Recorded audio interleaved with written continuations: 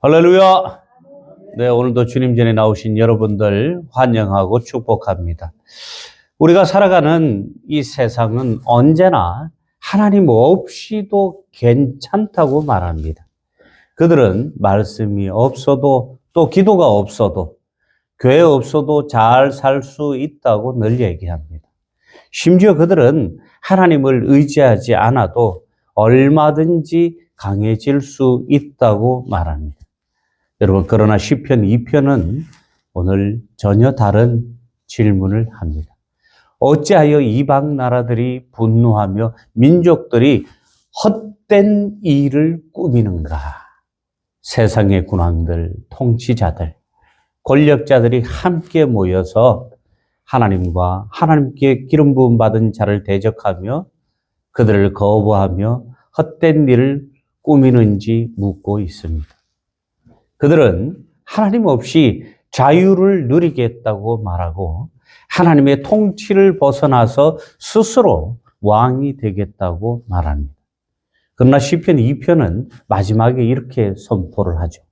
그에게 피하는 모든 사람은 복이 있도다. 아멘. 여러분, 오늘 이 말씀 앞에서 우리 마음이 열리기를 원하며 성령께서 우리 심령을 깨뜨려 주시기를 원합니다. 오늘 말씀 시편 2편은 왕의 즉위식 때 불렀던 시편으로 보입니다. 하나님께서 세우신 왕이 시온에 앉는 장면을 배경으로 하고 있습니다. 그러나 단순히 다윗 왕조의 왕을 말하는 데서 오늘 말씀은 끝나는 것이 아닙니다. 사도행전 13장 32절에서 33절에서 시편 2편에 기록된 바와 같이 이렇게 인용하고 있습니다. 너는 내 아들이라. 오늘 너를 낳았다 하셨고. 아멘. 사도 바울은 이 말씀을 예수 그리스도께 적용을 합니다. 또 요한계시록 2장 26절에서 27절에서는 그가 철장을 가지고 그들을 다스리리라. 이렇게 말씀하고 있습니다. 이 말씀 역시 예수 그리스도의 권세를 가리킵니다. 그러므로 시편 2편은 단순한 고대 왕의 즉위 시편이 아니라 궁극적으로 이 땅에 오실 메시아, 곧 예수 그리스도를 가리키는 말씀입니다. 오늘 본 말씀을 통해서 진짜 복 있는 사람이 누구인지, 정말 복이 무엇인지 깨닫고 주님께 피함으로 복이 있는 성도의 삶을 살아가시기를 주님의 이름으로 축원합니다. 먼저 하나님을 대적하는 인생은 결국 무너지고 만다라고 말씀하고 있습니다. 본문 1절에서 이렇게 말씀합니다. 어찌하여 이방 나라들이 분노하며 민족들이 헛된 일을 꾸미는가? 여기서 꾸미다라는 말, 히브리어로 하가라는 말인데 중얼거리다, 읊조리다, 묵상하다, 깊이 계획하다 이런 뜻입니다. 즉 시편 1편 2절에 보면은 묵상하다와 같은 단어인 것입니다. 다시 말해서 어떤 일에 대해서 치밀하게 곱씹어서 계획하고 생각한다는 것입니다. 의인은 말씀을 묵상하지만 악인들은 반역을 꾀하고 계획하고 묵상하는 것입니다. 그러나 그 모든 계획이 하나님께서는 헛된 일이라고 말씀하고 있습니다. 왜일까요? 우리가 아무리 좋은 일을 치밀하게 준비하고 계획하더라도 하나님께서 우리와 함께 하시지 않으면 아무 소용이 없는 것입니다. 오늘 본문 시편 2편 4절에서 이렇게 말씀하고 있습니다. 하늘에 계신 이가 웃으시며 주께서 그들을 비웃으시리로다. 아멘. 여러분, 때로는 우리를 유혹하고 위협하는 그 세상의 권세가 너무나 강해 보여서 두려울 때도 있습니다. 세상의 수많은 논리가 어떨 때는 하나님의 말씀보다 더 진리처럼 느껴질 때도 있습니다. 그러나 하나님을 거스르는 모든 계획들은 바람에 나부끼는 겨와 같고 결국 무너지고 마는 것입니다. 에베소서 6장 12절에서 이렇게 말씀해요. 우리의 씨름은 혈과 육을 상대하는 것이 아니요 통치자들과 권세들과 이 어둠의 세상 주관자들과 하늘에 있는 악의 영들을 상대함이라. 아멘. 하나님을 대적하는 것은 단순한 인간적인 힘과 기술로 대하는 그런 반항이 아닌 것입니다. 이것은 바로 영적인 반역을 말하는 것입니다. 성도 여러분, 하나님 없이 자유롭겠다는 생각이야말로 가장 큰 사탄이 우리에게 주는 속임수이고 착각인 것입니다. 하나님의 자녀가 하나님의 통치를 벗어나면 자유가 오는 것이 아니라 죄의 종이 되고 마는 것입니다. 이처럼 우리를 위해서 이 땅에 오시고 십자가를 지신 예수 그리스도를 거부하면 자신이 왕이 되는 것이 아니라 곧바로 멸망의 길로 가는 것입니다. 그러므로 하나님을 대적하는 길은 헛되고 죽음으로 가는 길인 것입니다. 심령이 가난한 자는 복이 있도다라고 말씀합니다. 오늘 성령께서 우리 안에 숨겨진 교만을 드러내시기를 원합니다. 혹시 내 인생의 왕자에 내가 앉아 있지는 않는지 돌아보시고 왕자의 주인을 바꾸심으로 승리하는 인생으로 살아가시기를 주님의 이름으로 축원합니다. 두 번째로 하나님께서 세우신 왕은 십자가의 왕 예수 그리스도이십니다. 여러분, 이 세상에 수많은 왕들이 있습니다. 자칭 왕부터 해서 그들 스스로 세운 왕들까지 수없이 많지만 여러분, 명심해야 할 것은 하나님께서 세우신 왕은 단 한 분 예수 그리스도밖에 없다는 것입니다. 시편 2편 6절에서 이렇게 말씀하고 있습니다. 내가 나의 왕을 내 거룩한 산 시온에 세웠다 하시리로다. 아멘. 그리고 이어서 7절에 이렇게 말씀하죠. 너는 내 아들이라. 오늘 너를 낳았다. 이 말씀은 단순히 다윗 왕을 넘어서 우리를 구원하신 독생자 예수 그리스도를 가리키는 것입니다. 사도행전 13장 13절에서 하나님이 예수를 일으키사 이 약속을 이루게 하셨다 함이라. 여러분, 여기서 이 약속은 하나님께서 다윗에게 하신 메시아의 약속이며 영원한 왕을 세우겠다는 언약이었습니다. 곧 하나님의 아들을 이 땅에 보내시겠다는 구원의 구속의 약속인 것이었습니다. 여러분, 이 약속이 어디에서 완성됩니까? 빌립보서 2장 8절에서 11절에서 이렇게 기록하고 있죠. 자기를 낮추고 죽기까지 복종하셨으니 곧 십자가에 죽으심이라. 아멘. 여러분, 어디에서요? 십자가와 부활에서 완성되었다는 것입니다. 사랑하는 성도 여러분, 하나님은 자기 아들 예수 그리스도를 왕으로 세우셨습니다. 그 왕은 그냥 내가 하나님이니까, 내가 이 세상의 왕이니까 너도 왕해, 이런 식의 왕이 아니라 십자가 위에서 하나님의 구원 사역을 통해서 철저하게 자신을 내어주시고 하나님께 순종하심으로 하나님께서 그분 아들 예수 그리스도를 왕으로 세워주셨다는 것입니다. 여러분, 세상의 왕은 세상을 힘으로 다스립니다. 그러나 예수님은 십자가로 다스리시는 것입니다. 여러분, 십자가는 세상의 시각으로 보면 어쩌면 패배의 사건으로 볼 수 있습니다. 그러나 결코 이 사건은 패배의 사건이 아닙니다. 십자가는 그리스도의 왕권을 선포하는 사건이었습니다. 그리고 부활은 예수가 그리스도이심을 선포하는 하나님의 확증이었습니다. 십자가 사건은 예수 그리스도가 진정한 이 세상의 왕이심을 확증하신 사건입니다. 이 왕께는 무엇이 있습니까? 세상의 왕께는 힘이 있지만 하나님께서 세우신 이 하나님의 왕은, 하나님께서 세우신 이 왕은 하늘의 권세와 권능이 있는 것입니다. 세상의 왕들이 가지고 있는 그 권력과는 비교도 안 되는 능력인 것입니다.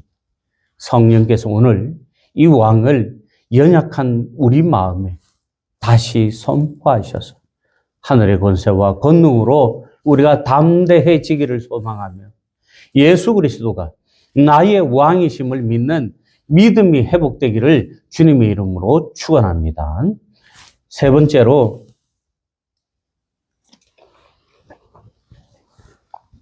하나님께 피하는 자가 복이 있는 하나님의 자녀입니다.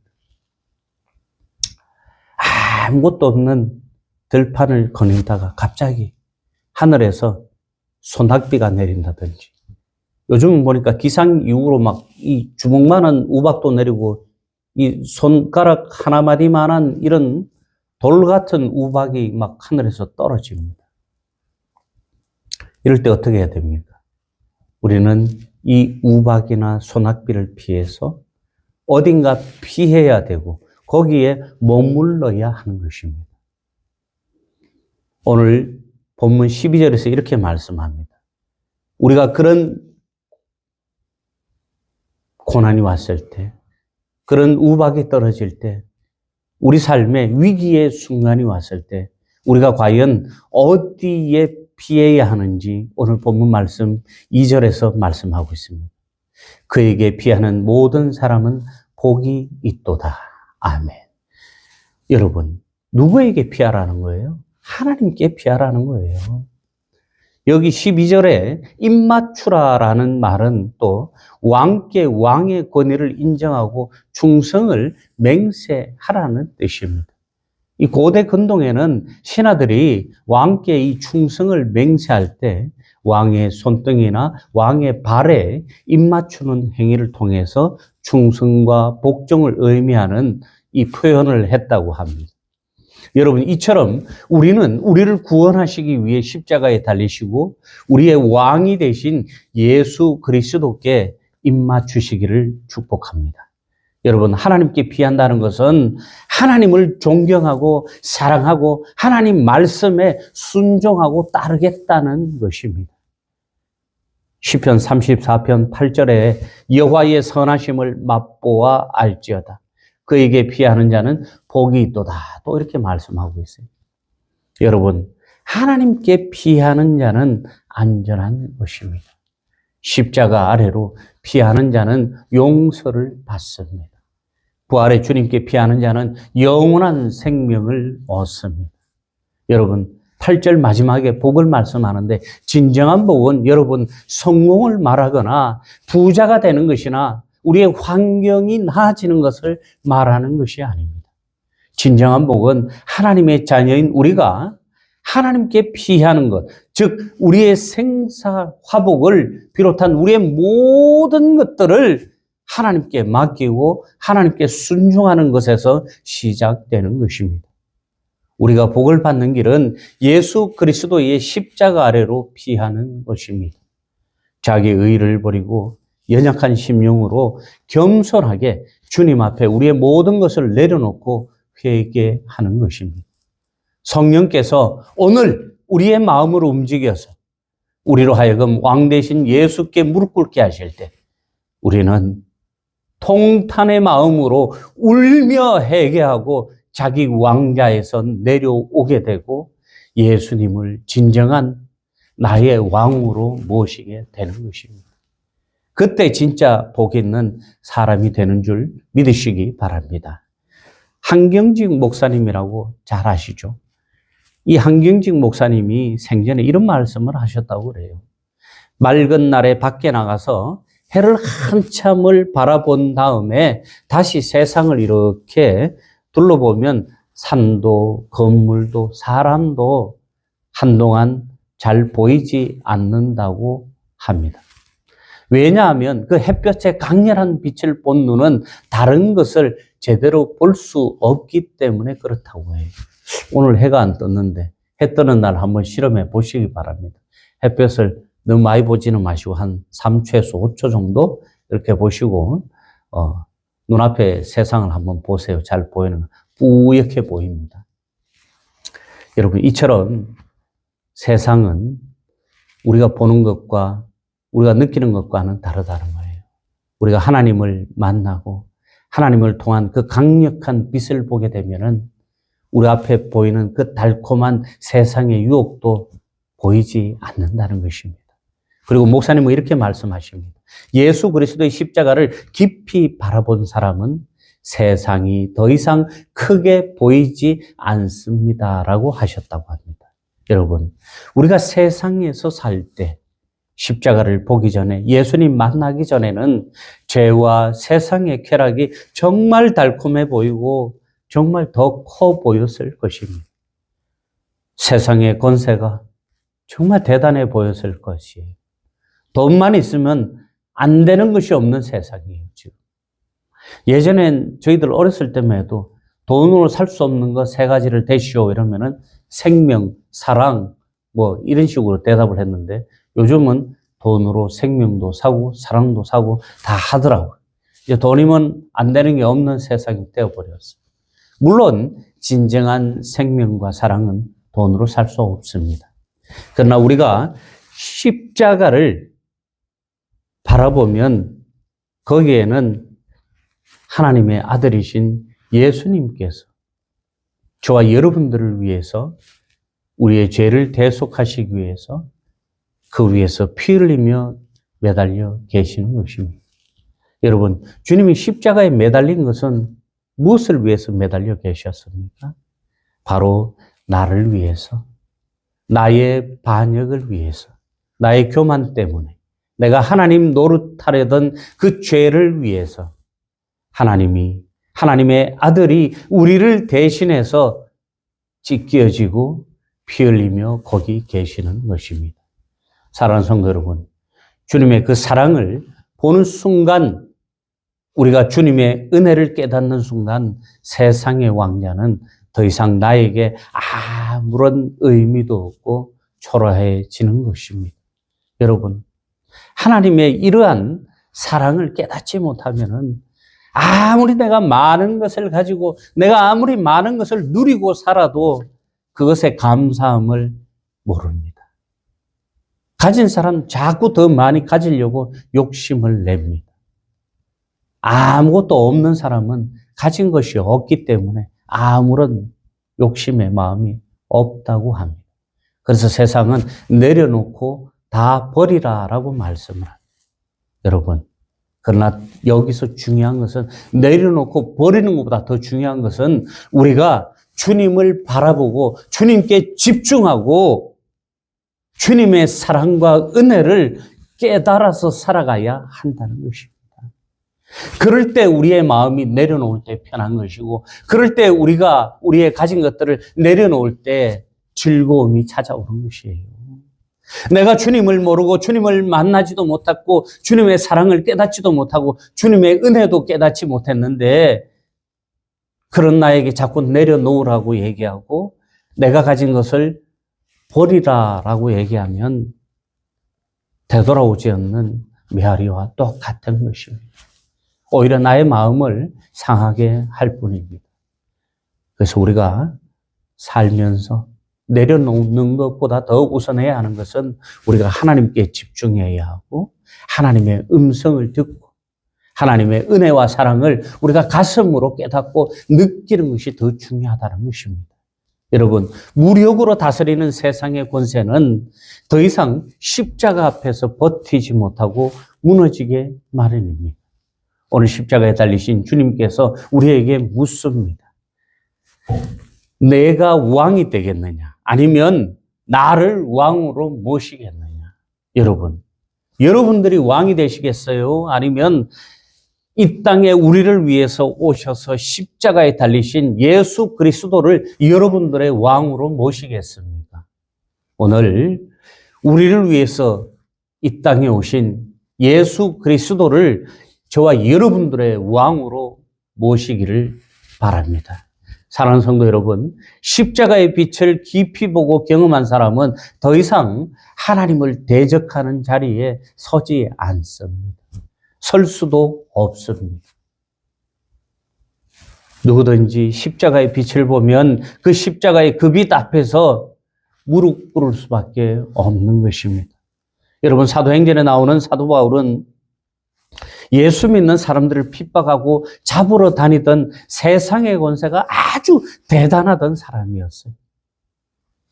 그러나 그런 그도 다메섹에서 예수 그리스도의 빛 앞에서 무릎 꿇을 수밖에 없었고 눈이 멀고 사흘 동안 아무것도 먹지 못하고 죽음의 기로에 있을 때 주님을 영접하고 하나님의 사랑과 은혜로 회복되고 어떻게 삽니까? 하나님을 대적하던 사람에서 마지막 순간까지 하나님과 동행하며 복음을 전하는데 일생을 바치는 사도가 된 것입니다. 여러분, 그래서 오늘 시편 2편은 마지막에 이렇게 선언을 합니다. 그에게 피하는 모든 사람은 복이 있도다. 아멘. 여러분, 누구든지 내가 예전에 어떻게 살아왔든지 하나님께 피하는 사람은 복 있는 사람이 되는 것입니다. 십자가 아래로 피하는 자는 복이 있는 사람입니다. 왕 대신 예수께 무릎 꿇는 자가 복 있는 자입니다. 자기 왕좌에서 내려와서 우리를 구원하신 예수 그리스도를 왕으로 모시는 자가 바로 복 있는 하나님의 자녀들인 것입니다. 성도 여러분, 시편 2편은 오늘 우리에게 두 가지 길을 보여줍니다. 하나는 하나님을 대적하는 반역의 길입니다. 또 다른 하나는 하나님께 피함으로 우리의 모든 것을 하나님께 맡기고 하늘의 복을 누리는 길입니다. 세상은 늘 우리에게 이렇게 말합니다. 하나님 없었겠지. 여지껏 잘 살아왔는데 새삼스럽게 하나님이 어디 있어 증거되고 이렇게 말씀하는 사람들이 너무나 많아요. 그러나 오늘 말씀 시편 2편은 분명하게 말씀하시죠. 그에게 하나님에게 피하는 자가 복이 있다. 오늘 이 시간 성령께서 우리 심령을 만져주시기를 원합니다. 그래서 우리가 십자가의 빛을 보게 하시기를 원합니다.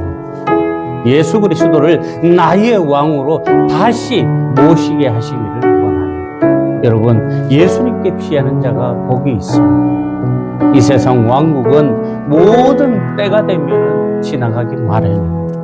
그러나 그리스도의 나라는 영원한 하나님의 나라입니다. 우리의 왕 대신 예수 그리스도를 믿음으로 복받은 인생으로 살아가기를 주님